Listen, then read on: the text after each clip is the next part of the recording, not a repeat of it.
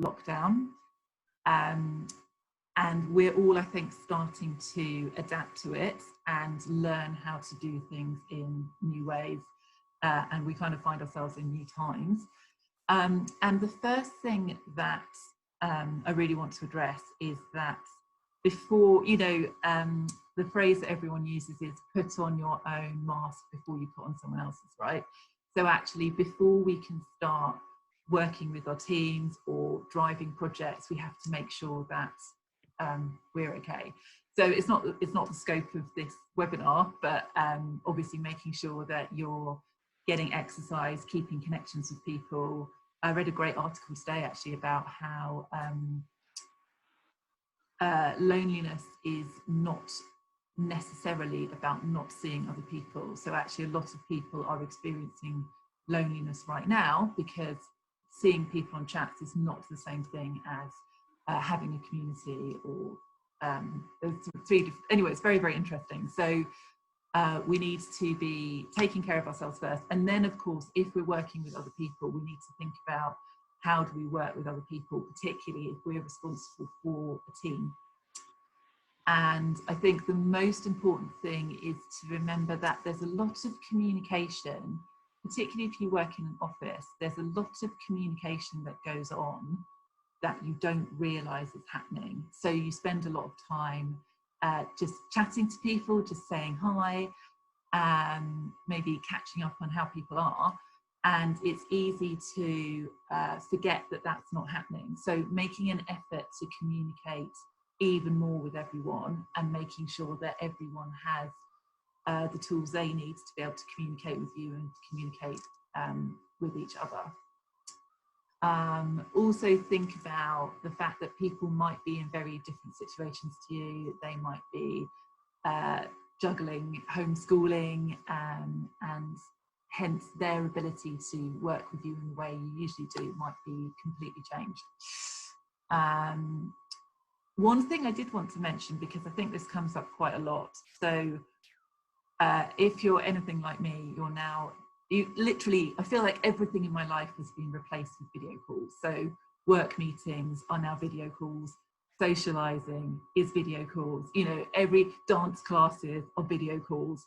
And so thinking about how to make those work as well as possible is really important. And it's really lovely to be doing this call right now and able to see everyone's faces. This makes it for me much more like I'm giving a talk at an event, at a live event, than doing a webinar where it's just me talking to a box and I don't know who's watching. And so I think that's important to remember when you're doing a call, that having your camera on and doing a video call rather than voice call creates a totally different experience and really just gives you an opportunity to communicate some of those little non-verbal. It's not as good as in person, but gives you a chance to communicate some of the things that Zoe, can I ask you, just stop you there and ask you, at Softwire, how are you managing people's communication with them? I mean, have you found that, because Softwire was very, very strict on, not strict, but very good with processes on managing people's time and making sure that people were still delivering. So how have you changed things internally? Yeah, that's a really good question. So, I mean, the simple answer is the one I just said, like everything is now video calls. So we still have one-on-one chats. If you're a manager, you have one-on-one chats with your team every week to check they're okay. That now happens, that's a video call. Lots of people have stand-up meetings, which are meetings where you have a short meeting every day. And it's called a stand-up because the idea is if you're standing up for this meeting, it can't take too long because people will get tired. Whereas if you let people sit down, then they're happier to keep on chatting.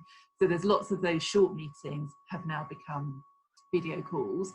And then it's a question of making sure you're doing the other check-ins around seeing whether people are okay, finding out how they're doing in their environment. We've had... Can I just stop? So you've got quite a bit of a buzz on your microphone. So what are other people hearing that as well with Zoe? Yes, yeah.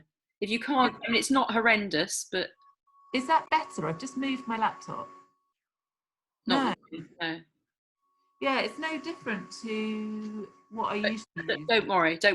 Carry on. So you're Sorry, doing. everyone. Oh, that's horrible. So this is my top tip. If you're going to talk to people online, make sure your microphone is nice and clear. Otherwise, it will be really annoying for people listening. So you're doing stand-up meetings, but are you? I mean, the thing is with Softwire was that you were managing people. People went off into their own little worlds, so it must feel a little bit similar. That you can still, people are still in their little environments. They're just more separated. It wasn't an office where people chatted to each other a lot. Well, the sales team maybe, but not the developers. Yeah, there is. I mean, and this is where one of the challenges of remote working is that it can feel like it would be better for people to get on with working independently. And I guess this would apply also if you're a writer and you need these uninterrupted blocks of time to work on what you're doing. But actually, it can be worse because people don't. If you're in an office or you're working near people, then you kind of know when you can interrupt them or not.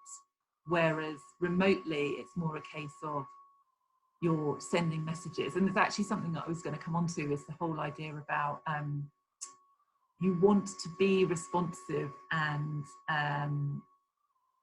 make communication easy, so that if someone communicates, if someone sends you a question, you send them an answer.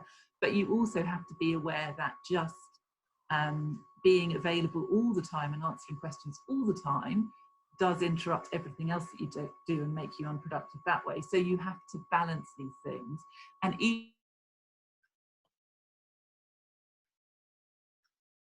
Zoe's just frozen. See if she frozen for other people. Yeah, Zoe, you've just frozen. Zoe, you've just frozen.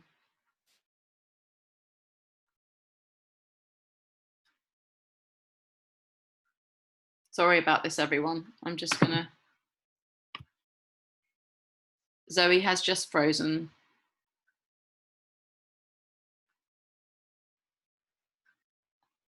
Zoe, we can't hear you. Zoe, it might make sense for you to go out and come back in again. Yeah. Zoe, do you want to leave and come back in again? And it's not the most flattering. I'm going to unmute, admit, and I'm going to also stop the recording from